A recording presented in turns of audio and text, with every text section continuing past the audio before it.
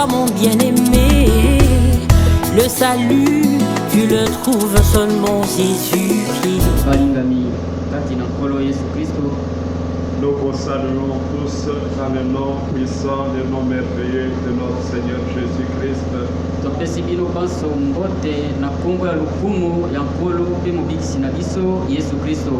Nous le remercions pour ce moment qu'il nous accorde de pouvoir écouter sa sainte parole.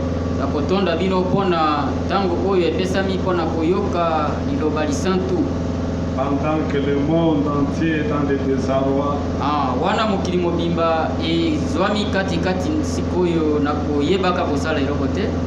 seule la parole de Dieu peut consoler nos cœurs. Seule la parole de Dieu peut nous fortifier. C'est ainsi que nous prendrons nos Bibles, nous ouvrirons dans le livre du prophète Ésaïe, à son chapitre 55. Nous lirons à partir du 6e verset. Cherchez l'Éternel pendant qu'il se trouve. Invoquez-le tandis qu'il est prêt. Que le méchant abandonne sa voie et que l'homme d'iniquité ses pensées, qu'il retourne à l'Éternel qui aura pitié de lui, à notre Dieu qui ne se lasse pas de pardonner. Car mes pensées ne sont pas vos pensées, et vos voix ne sont pas mes voix, dit l'Éternel. Autant les cieux sont élevés au-dessus de la terre, autant mes voix sont élevées au-dessus de vos voix, et mes pensées au-dessus de vos pensées. Comme la pluie et la neige descendent des cieux, et n'y retournent pas sans avoir arrosé, fécondé la terre, et fait germer les plantes,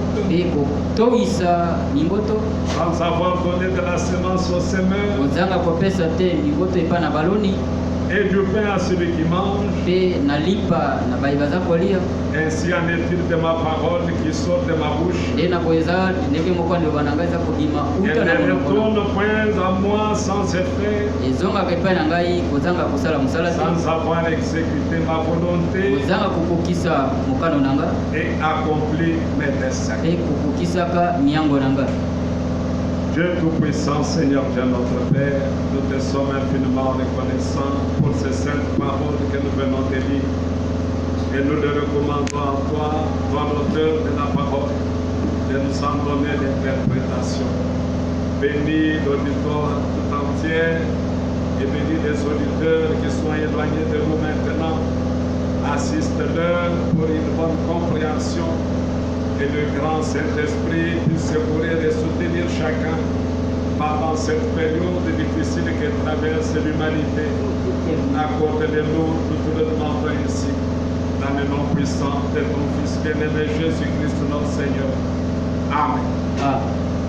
Mes frères bien-aimés, l'écriture que nous venons de considérer nous montre ce que Dieu dit. Ses pensées ne sont pas nos pensées. Ses voix ne sont pas nos voix. Mais il apparaît que l'homme sur la terre veut marcher selon ses propres voies. L'homme veut marcher selon ses propres pensées. C'est ainsi que l'homme marche à l'opposition de ce que Dieu fait et ce que Dieu pense. tambola na kotelemelaka oyo nzambe aza kokanisa. Si nous considérons le livre de Genèse, Soki totali na buku ya ebandeli au chapitre 22, na mokapo ya tuku mibale na mibale, nous voyons là notre Père dans la foi Abraham. moni wana tata na biso na kondima Abraham. Dieu l'avait béni Nzambe apambolaki ye et Dieu lui avait donné le fils qu'il attendait. Nzambe apesaki ye mwana oyo abanda kozela. Mais pendant que ce fils est dans l'âge Pe na tango mwana d'environ 12 ans, tango mwana na ye akomaki na mibu zomi na Genèse mibale. 22 au chapitre verset 6, Genèse chapitre 22 Eba mobuku ya ebandeli mokapo ya tuku mibale na mibale au 6e verset, na molongo ya motoba. Abraham prit le bois pour l'holocauste Abraham azwaki bakoni mpona koboma et chargea sur son fils Isaac pe atiaki yango likolo na mwana na Isaka, et porta dans sa main le feu et le couteau. na loboko na ye atiaki mbeli mpe na moto. Ils marchaient tous deux ensemble. Bango nyonso mibale babanda kotambola. Alors Isaac parla à Abraham, Ako Isaki alobaki na Abraham, son père, dit, tata na ye alobaki bo, mon père. tata na nga. Et il répondit, Pe ayanoli ye, mais voici, tala ngai yo, mon fils Isaac reprit, mwana na ngai Isaka azongelaki, voici le feu et le bois. tala moto pe na bakoni, Mais où est l'agneau pour l'holocauste? ati wapi mbeka mpona miboma? Abraham répondit, Abraham ayanoli, mon fils, mwana na nga, Dieu se pourvoira lui-même de l'agneau pour l'holocauste. Nzambe moko akobongisa mwana pate mpona moboma.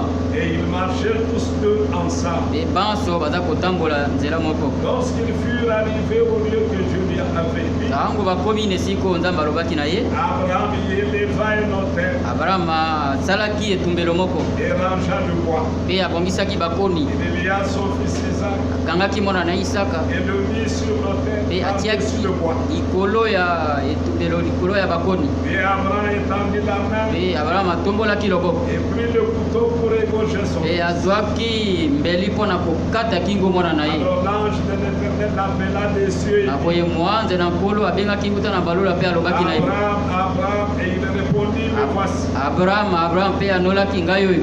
L'ange dit, Mwanza alobi na ye, n'avance pas ta main sur l'enfant kusa te loboko na ye mpo na et mwana ne lui fais rien, pe kosala eloko te. car je sais maintenant que tu crains Dieu Nzambi nayebi lelo ete et que oyo oza tu kobanga n'as Nzambe pas refusé ton fils, pe obimelaki ngai te mwana na yo ton unique. oyi moko kaka. Abraham leva les yeux et Abraham. derrière lui un bélier retenu dans un buisson. Abraham atumbolaki miso pe atalaki amonaki nsima na ye Un bélier ngombe moko, retenu dans un buisson par les cordes. ngombe moko akangamaki na maseke na ye na nsima. Et Abraham alla prendre le bélier Pe Abraham azwaki punda et l'offrit en holocauste à la place de son fils. pe akambaki na moboma na esika ya mwana na ye. Abraham donna à ce lieu le nom de Yahvé Jireh.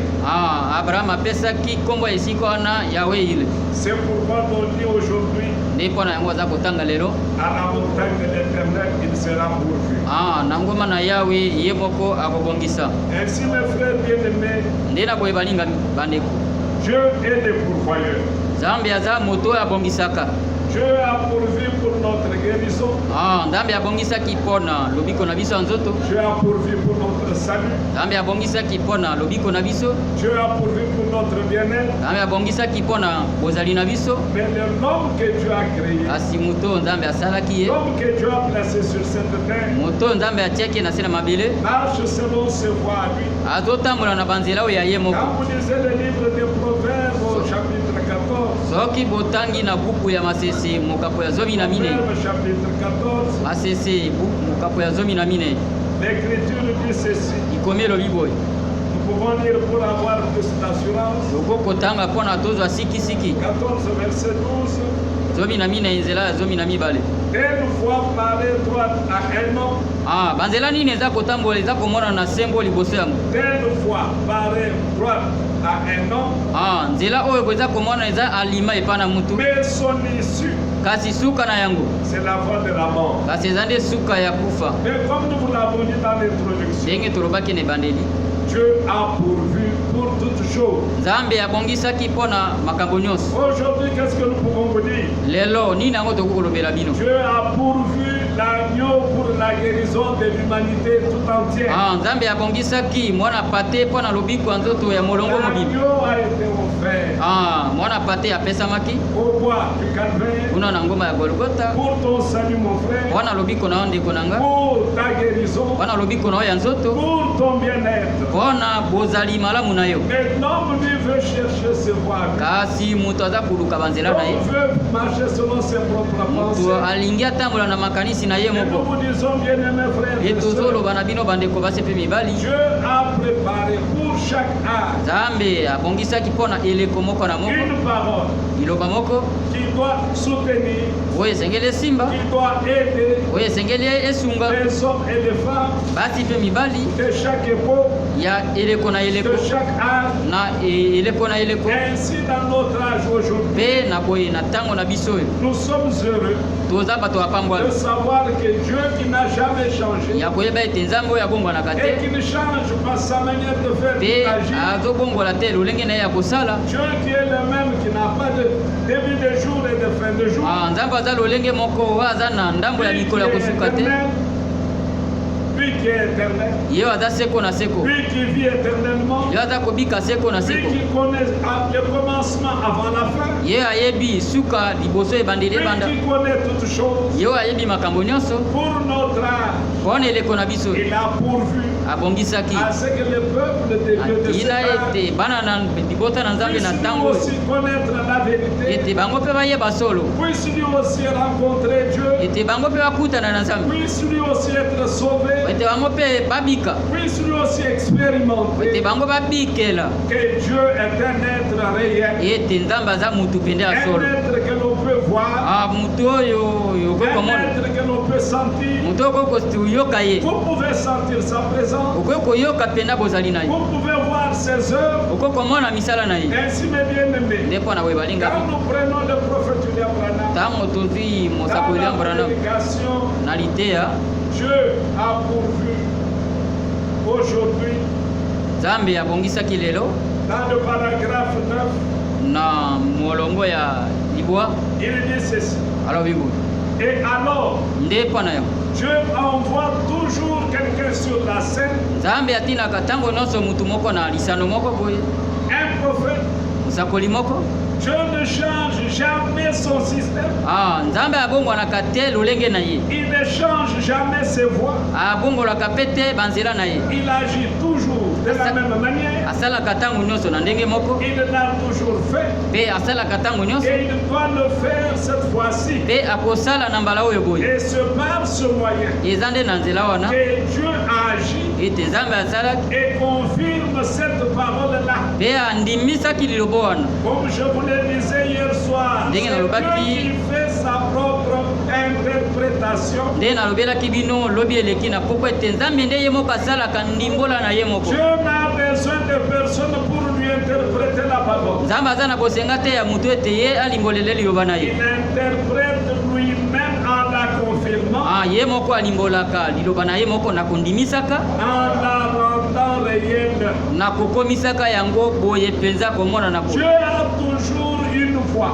Nzambe ntango nyonso aza obe na nzela moko. Au paragraphe 8, Na molongo ya mwambe il y a deux voix, ye ezwami banzela, c'est-à-dire nos voix, elingi eloba banzela na biso ou bien ses voix. to mpe banzela na ye. Dieu a une voix pour aujourd'hui. Nzambe aza na nzela moko mpo na lelo, En effet, il a toujours pourvu d'une voix nde na mpo na yango ye abongisaki nzela moko pour tout. mpo na nyonso. Dieu au commencement Nzambe na ebandeli connaissait la fin. ayebaki suka, Alors il a disposé ses écritures nde abongisaki makomi na ye pour chaque âge. mpo na eleko moko na Et moko, l'âge en question, mpe na eleko oyo boye quand il arrive, ntango yango ekokoma généralement, na mobimba le mpenza, ministère est tellement embrouillé na boye lotomo mpenza etiami na dans mobulu, des ismes na baisme et tout, mpe nyonso, et dans les traditions, mpe na bokoko qu'il est à 1 million de miles de la parole. ete moko baza na 1 milio ya liloba.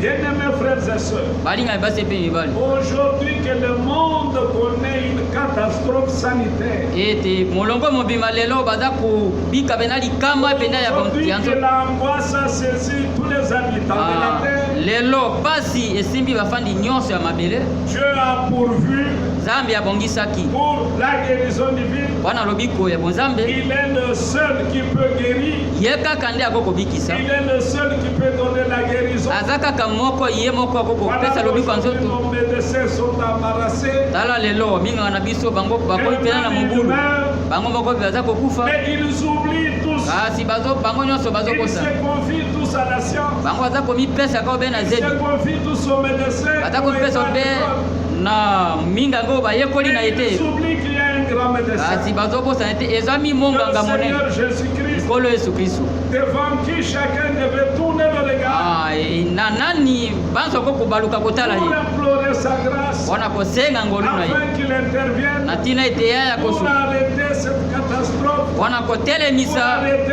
kokufa oyo wana kotelemisa Aujourd'hui, que kobebisa les moto hommes de Dieu ete bato na nzambe lelo devaient se mettre ensemble bala mosusu bakokosangana pour esika implorer la grâce divine, wana kosenga ngolu na nzambe afin que ceci na s'arrête. ntina ete oyo boye ekatana Et observez ye kotala que même les mesures prises par les gouvernants, ata meko oyo ezwami na les mesures Vanima. devaient nous encourager lolenge oyo à eza mpesa crier biso vers Dieu, à crier vers Dieu, david akanga epa na nzambe nuit et jour, butu mpe moi pour que Dieu puisse intervenir. oyo ete nzambe aya kosunga Mais les gens mettent leur espoir kasi bato batiaka elike na dans les bango scientifiques. na zebi Je ne suis pas contre les scientifiques. nazotelemela mayele to mpe J'encourage zidia aux scientifiques de faire leurs recherches. nazopesa bato ya mayele basala Mais nous, en kolukaluka na tant bango qu'hommes de Dieu, kasi biso lokwa bato na nzambe Dieu a pourvu nzambe abongisaki à la voie na nzela pour la guérison wana divine. lobiko ya Dieu bonzambe a livré l'agneau nzambe apesaki pour mpo na pati notre guérison. wana lobiko na biso Bien-aimés frères et sœurs, balinga basi mpe mibali du temps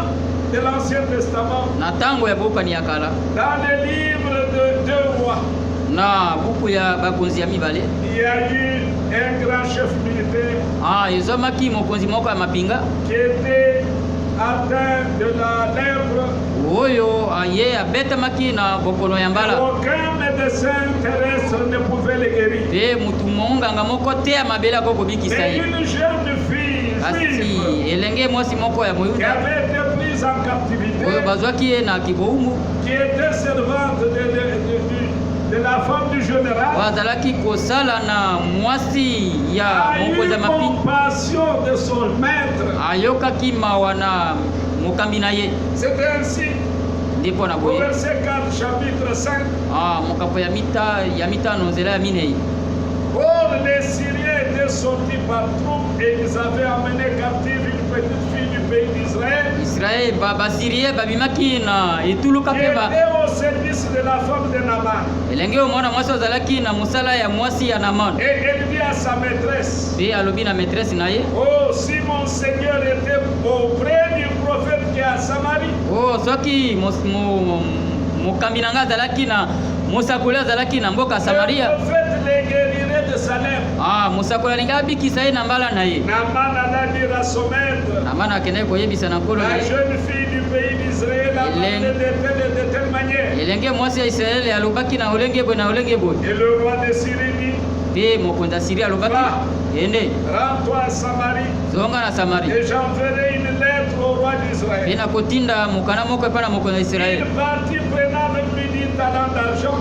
azwaki mwanda moko ya misolo 6000 cycles d'or 6000 cycle d'or et 10 vêtements de réchange. mpe bilamba ya kobongo Il porta au roi d'Israël la lettre où il était dit, amemelaki mokonzi israele mokanda oyo ekomamaki maintenant, sikoyo quand cette lettre te sera parvenue, ntango mokanda oyo ekokomela yo tu sauras que je t'envoie Naaman, mon okoyeba ye serviteur, te naza kotindela yo na mano afin que tu les guérisses de sa lèpre. natina ete obikisa ye na bokono na ye Après avoir lu la lettre, nsima na ye kotanga le mokanda roi d'Israël déchira ses mokonzi ya vêtements israele et apanzaki bilamba na ye mpe dit, alobaki suis-je Dieu ngai naza nde zambi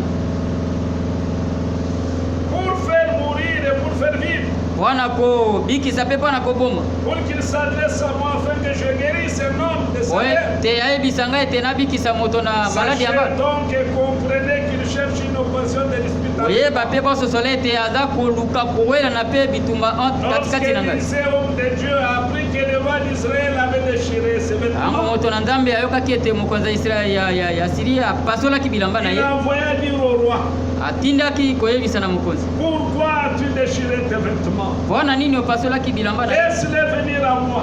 Tika yaye pa na ngai. Et il saura qu'il y a un prophète en Israël. Bakoyeba ete ezwami mosako moko na Israel. Naaman vint avec ses chevaux et son char. Amona akendeki na bampunda pe na Il s'arrêta à la porte de la maison d'Élysée. telemaki na ekuki ya kota na ndako ya Elisa. Élysée lui dit par un messager, Elisa ayebisaki na nzela ya motinda ye moko va et lave-toi cette fois dans le Jourdain. kende mpe osokola mbala sambo na Ta mai ya Yordani. chair redeviendra saine et tu seras pur. Nzoto na ye kokoma kolongunu mpe kobika. Naaman fut irrité Naamani asilika et il s'en alla en disant, mpe akendeki na koloba voici, je me disais, tala nina banda il komilobela sortira vers moi, akobima epa na il ngai se présentera lui-même, akoya epa na ngai ye il moko invoquera le nom de mpe l'Éternel son Dieu. akobelela yawe nkombo ya yawe Il nzambe na ye agitera sa main sur la place et guérira mpe le peuple. akotia loboko na esika mpe akobikisa Et mbala l'homme de Damas, babibale ya Damas Labana banak et le Parpar, mpe na ne parpa valent-ils pas mieux que toutes les eaux d'Israël? eleki malamu te bamai nyonso ya Ne Israele pourrais-je pas m'y laver et devenir pur? nakokai kosokola kuna te mpe nakoma peto Et il s'en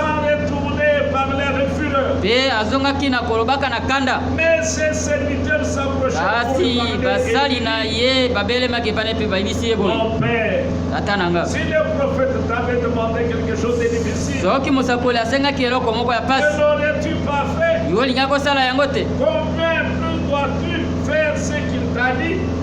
boni boni okoki kosala te oyo ayebisi yo Lave-toi sukola na yo et tu seras pur. mpe ya yo Il kopetola descendit alors et se plongea cette fois dans le Jourdain. na boye akitaki mpe amibwakaki mbala sango na Selon la Yordani parole de l'homme de Dieu. oka na loba na moto na Nzambe Et sa chair redevint comme la chair d'un jeune enfant. mpe poso na ye nzoto na ye ekomaki lokola nzoto ya Et il elenge fut pur. mpe ye apetolamaki Bien-aimé, balinga cet écrit ikomi oyo nous enseigne aujourd'hui ezolakisa biso lelo que les voies que Dieu a tracées ete banzela oyo Nzambe atie pour la guérison divine wana alobi kwa nzoto sont là.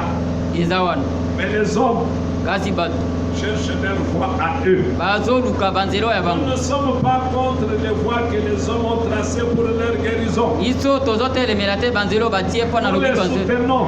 tozopesa bango Mais ce mpika que nous voulons vous faire voir, kasi oyo tozotalisa c'est qu'il bino y a une voie ete ezwami nzela moko que Dieu a préparée. oyo Nzambe Il abongisaki y a une voie ezwami nzela moko que Dieu a tracée oyo Nzambe atie pour la guérison mpo divine. na lobiko ya Nzambe Pour la guérison de l'humanité. mpo na lobiko ya molongo mobimba Dieu a pourvu à un agneau. Nzambe Un abongisaki mwana agneau qui pate a versé de son sang mwana pate oyo asopaki au makila roi du calvaire. na ngoma ya Si calvaire vous croyez en lui, soki ondimeli si vous vous confiez en lui, soki omipesi epa na ye mon frère bien-aimé, ndeko na nga molinga il n'y a aucun démon qui peut résister devant bokono notre Dieu. moko te kokotelema liboso ya Dans kombo na le Nzambe Proverbe, dans le psaume 103, na mokanda banzembo kama na misato au premier verset, il est na dit, nzela ya yambo elobi boye mon âme bénit l'Éternel, molimo na nga epambola yawe que tout ce qui est à moi bénisse son Saint-Nom. ika ete oyo nyonso ezwami kati na ngai Mon epambola kombo âme esanti bénit l'Éternel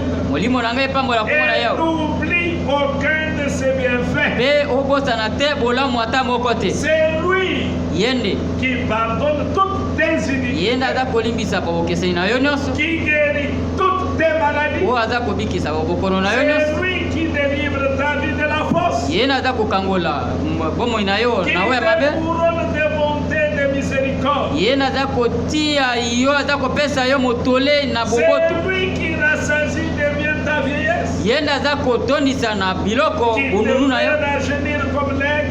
mpe ye aza kopesa yo na bolenge lokola fo fait justice, mpe yawe aza kosala il boyenge fait droit à tous les opprimés. ye aza kotia bosembo na bato oyo Il a banyokwami manifesté ses voies à Moïse, atalisaki banzela na ye epai na mose ses œuvres aux enfants d'Israël.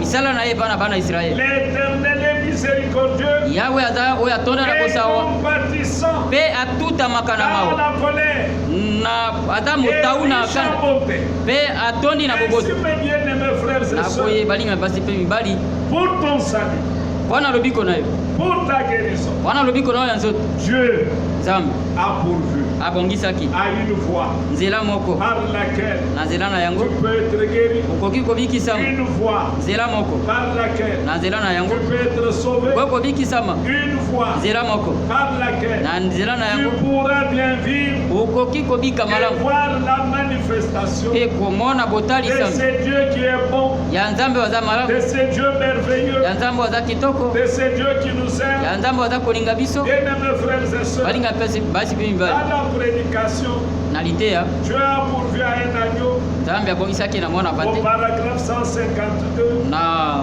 molongo ya kama na tuku mitano na mibale D'abord au paragraphe 147, na kama na tuku mine le prophète dit ceci. mosakola lobi boye Combien ici aimerait que l'agneau, que Dieu a pourvu, leur ouvre les yeux boni katikati na bino baza kondima ete mwana poto nzambe abongisaki afungola bino miso afin qu'il voie présent ici maintenant. na tina ete amona sikoyo mpenza lelo Au paragraphe 148, na sa 48 et maintenant, mpe sikoyo comment les reconnaîtra-t-on? tokoyeba ye ndenge nini Comment les reconnaîtrons-nous? tokoyeba Par biso sa ndenge nini nature, na lolenge na ye ce qu'il fait, oyo aza kosala ses œuvres. misala na ye Il a dit, alobaki je suis le seul, na nga naza mowiti vous êtes les sarments. bino boza bitape Oh, c'est des sarments qui portent le fruit. nzoka nde eza nde bitape nde Ce bomememaka n'est bango pas le sel. eza nde mowiti te Le sel donne la vie aux sarments. mowiti eza kopesa Et bomoi na si bitape jamais le sarment pousse, mpe soki sokomoke te où est-ce bitape qu'on porte un sarment? ete mowiti epesi mpe Et celui-ci porte des raisins. ete oyo boye eza komema mbuma Le prochain cep qui poussera, Ah, ou plutôt, le prochain sarment qui poussera de ces cep mowiti oyo ekobimisa bitape na yango portera des raisins. ekomema mbuma Si la première église soki eklezia yango qui est sortie de ce cep était une église de la Pentecôte, oyo ebimaki na nzela mowiti oyo ezalaki nde eklezia ya kite oyo ebimisaki ezwaki bakongo si jamais cela porte réellement un autre sarment, soki yango ememi etape mosusu on écrirait un autre livre des actes après elle. bakokoma misala mosusu ya bantoma nsima na Et yango c'est ce qu'on avait à l'époque des apôtres. mpe yango nde tozwaki na ntango ya Et bantoma l'âge apostolique n'est jamais fini. mpe ntango ya bantoma esuka nano soko moke Ainsi, mes bien-aimés frères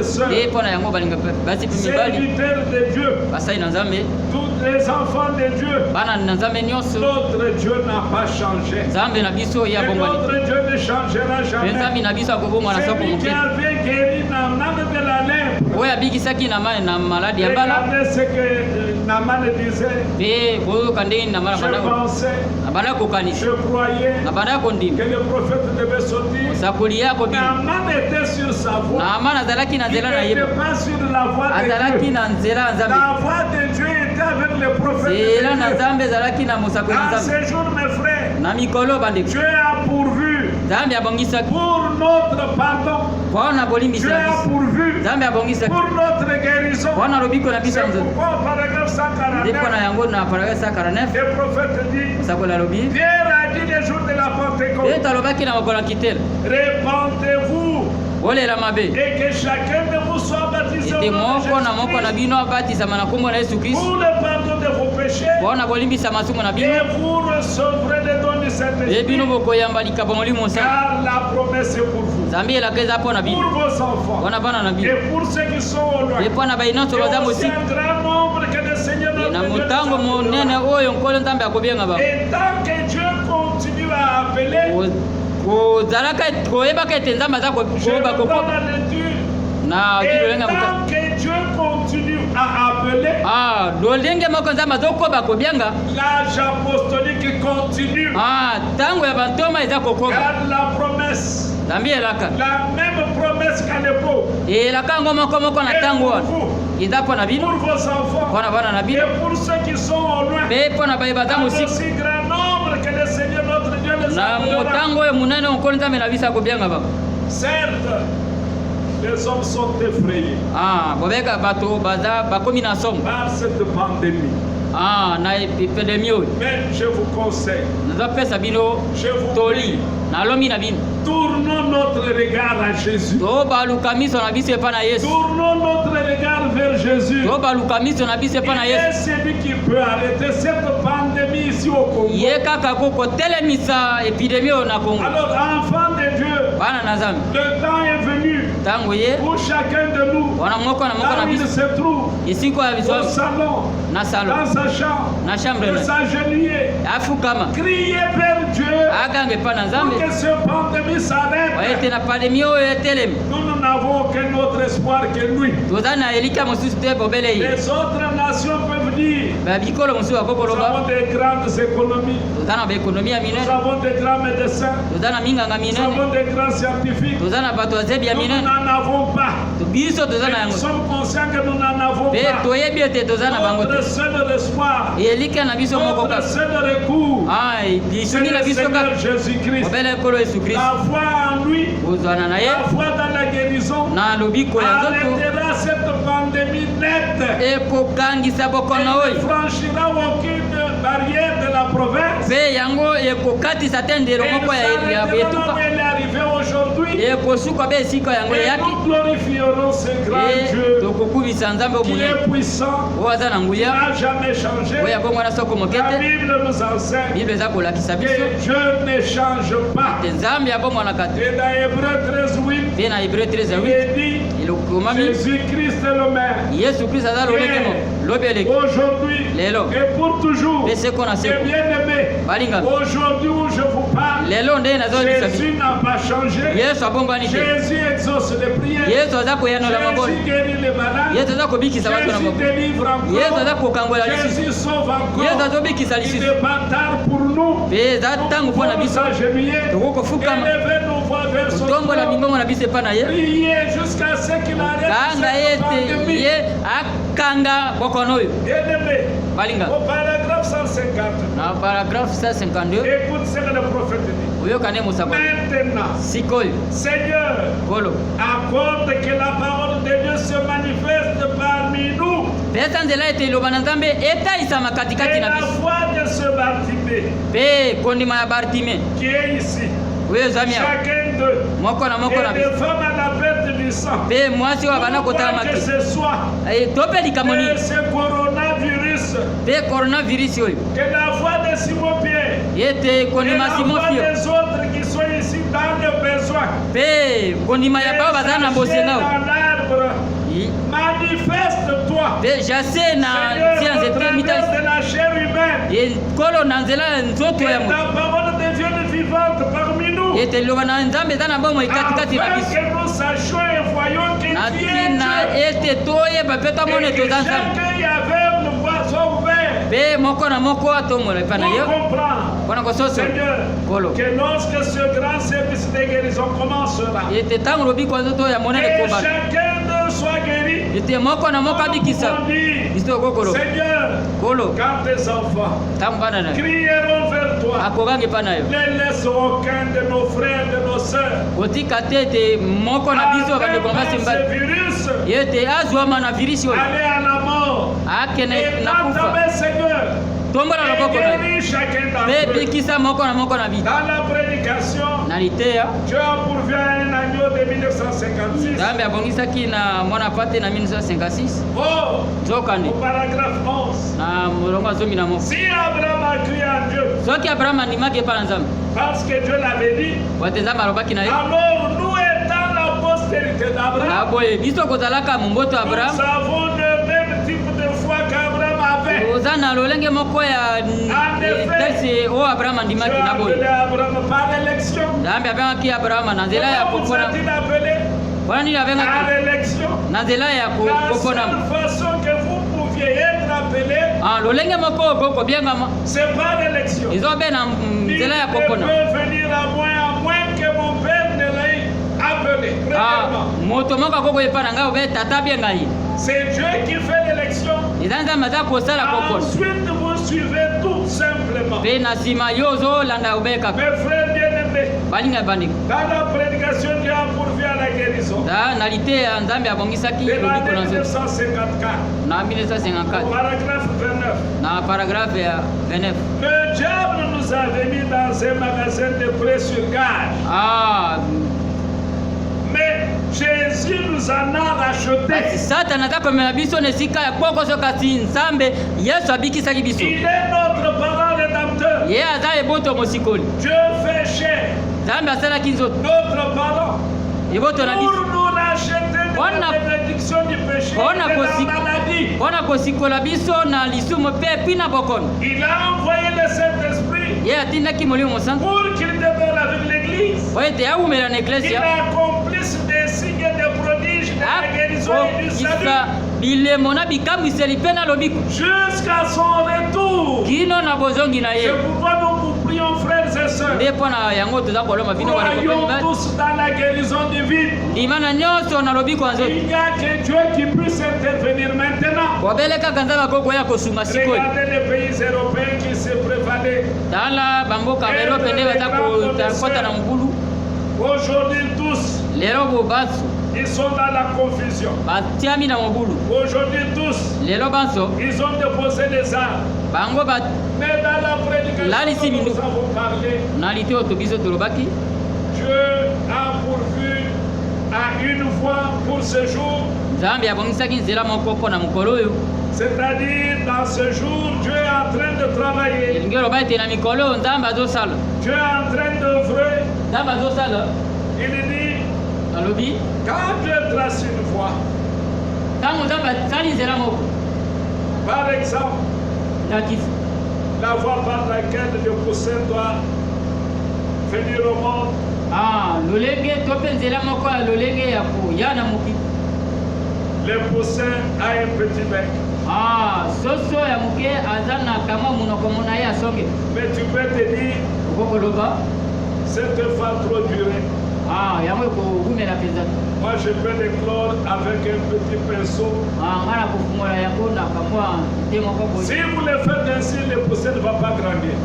soki osali boye mwana soso akokola La voie que Dieu a tracée nzela oyo nzambe asalaki et que le poussin prenne son petit bec, ete soso ye moko azwaka mwa dine esonge na monoko na ye gratte jusqu'à sortir lui-même.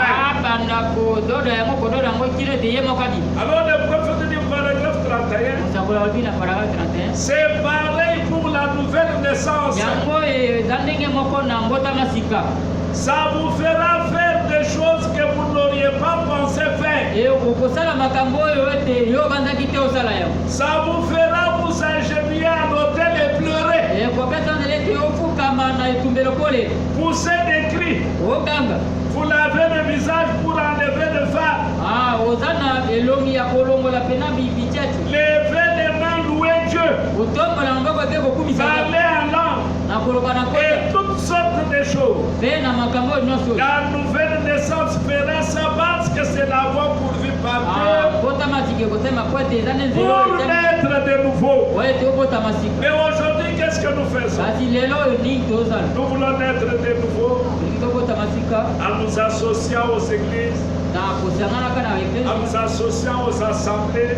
na kosanganaka na basamble Viens ici, mon frère, yaka wa ndeko crois seulement. lima kaka Je ne dis pas que croire c'est mauvais, na alobi te mais la konekama nouvelle naissance est une expérience. kasi botama sika eza lidiki Il est dit au paragraphe 50, na paragraphe il n'y 50 a pas de meilleur moyen pour que on n'a jamais trouvé un meilleur moyen toza tiaka moke te lolenge moko ya malamu pour un bébé d'obtenir ce qu'il désire. na bebe azwa oyo ye aza kolinga Ici aujourd'hui au Congo démocratique, awa lelo na kongo demokratique dans la ville de Kinshasa, na kinshasa wa nous avons besoin que ce pandémie s'arrête. toza kosenga ete pandemi oyo Mais il n'y a ekaba pas un autre moyen lolenge mosusu eza pour y parvenir, wana kokoma pour l'avoir. wana kozwa Qu'est-ce qu'il nous faut? senge na biso nini Pour un bébé, pour qu'il obtienne ce qu'il désire, wana bebe azwa oyo aza kolinga il ne peut que crier pour l'avoir. senge obe akanga mpo nazwa yango Si vous lui donnez une clochette kasi soki opesi prochaine et que vous dites, koelisi Junior, junior tu n'es âgé que de 3 jours. yo zwa mpe na mikro Mais bon, quand tu veux tu veux ton biberon, ntango yo ozomela bibero na yo soulève cette clochette et sonne là. tombola clochette mpe beta yango. Mon frère, ma soeur, Lokolo ya mobali te yango. l'unique façon que Dieu puisse intervenir aujourd'hui, lolenge moko ya ete nzambe aya kosala lelo c'est quand nous allons crier vers lui. ntango biso tokokanga epa na ye. Amen. Amen. Il dit, voyez, omoni si ça marche, soki ezotambola ça ne marche pas. ezotambola te Les bébés crient pour obtenir ce qu'ils désirent. bazokanga kini ete C'est la voie pourvue par Dieu. eza ne nzela oyo nzambe abongisi. Plus fort vous criez, ntango ozokanga koleka ne flanquez pas une raclette à ce petit. kobeta te Il ne fait que suivre la voie pourvue par Dieu. ye azobe kolanda obe nzela oyo Il veut quelque chose, c'est exact.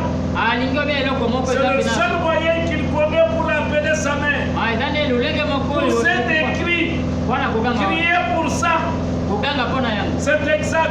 eza pene Et nous aussi aujourd'hui, biso mpe lelo oyo Dieu nous a donné une bonne occasion nzambe apesi biso ekoza pour que tous les chrétiens ete bakristo nyonso puissent se mettre ensemble, ete basangana esika élever leur voix mpe batombola et likongo na crier bango à Dieu bakanga epa na pour nzambe que cette pandémie s'arrête. ete pandemi oyo Cela etele est possible. yango Que ekokosalela les hommes de Dieu ne soient pas ete distraits. bato na nzambe Que les babungisama enfants de Dieu ne soient pas ete distraits. bana na nzambe babungisama Le temps est arrivé pour nous bongo pour ekokana prouver wana kotalisa que Jésus-Christ ete yesu kristo est réel. aza Que pena Jésus-Christ ete yesu est au milieu de ses enfants. aza likolo Que Jésus-Christ agit encore. azosala lisusu Au paragraphe 51, na paragrafe 51 c'est ce que Dieu recommande pour ses enfants. eza nde oyo nzambe aza kosenga mpona bana na ye C'est ce que Dieu recommande pour ses enfants qui croient. eza nde oyo nzambe aza kosenga mpona bana baza Effectivement, ya pembe te non pas des discours intellectuels, eza maloba ya non mayele pas une grande théologie. eza likindo ya monene Théologie à enseigner.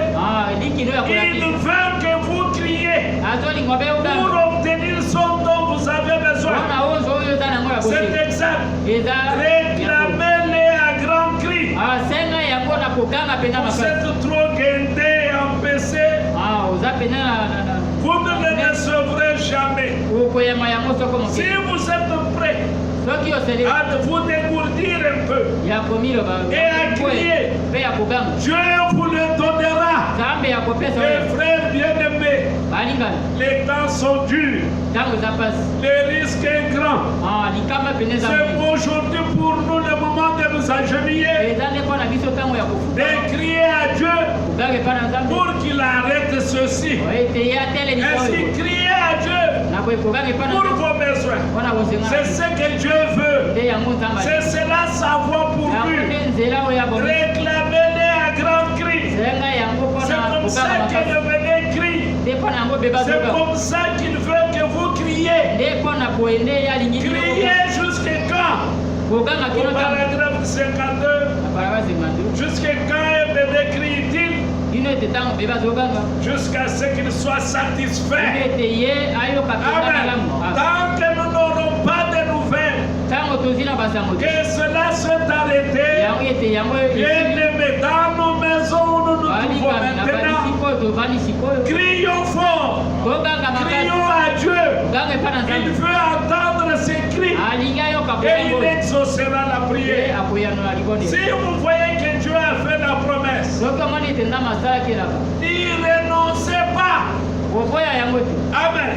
C'est Dieu qui a dit, eza nde nzambe alobaki c'est moi l'Éternel ezali nga nde yawo qui guérit wadobikisa toutes vos maladies. bobokono na bino Alors, comme il a donné la promesse, lokola apesaki elaka que les médecins fassent ce qu'ils peuvent faire, ete minganga basala oyo baza que les scientifiques fassent ce qu'ils peuvent ete faire. scientifique basala oyo bakokosala Mais nous, le croyants, kasi biso bango nous avons une foi que Dieu a pourvue. toza na nzela oyo nzambe Notre voie, c'est la prière. nzela na biso eza nde libondo Amen. C'est dans la prière que Dieu nous attend. eza nde na libondeli Dieu veut nous voir à genoux. nzambe azolinga Dieu veut nous voir élevant. nzambe alingi Les tomona yeux vers lui. miso epa na ye Dieu veut nous voir crier à nzambe lui. alingi amona biso Mes frères, mes sœurs, balinga qui m'écoutent maintenant, oyo bazoyokanga dans vos maisons où vous êtes, bandako prenez boza suffisamment de temps pour la prière. ozwa ntango mpena mpona Ce qui libondeli arrive est très dangereux. oyo ekoza Il n'y a que Dieu qui peut arrêter cela. wabele nzambe yakokotelemisa yo Alors le prophète dit, apemisaka lobi criez jusqu'à ce que vous voyez que Dieu confirme sa parole. Car Dieu confirme sa parole et qu'il prouve que voilà, ça y est. Alors vous n'avez plus besoin de crier. Donc nous crierons jusqu'à quand? Jusqu'à ce que Dieu va agir. Ne vous fatiguez pas. Dès que vous l'avez, repartez.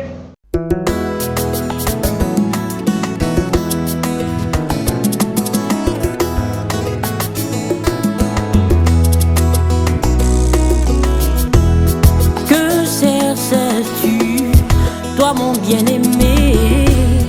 Le salut, tu le trouves seulement Jésus-Christ.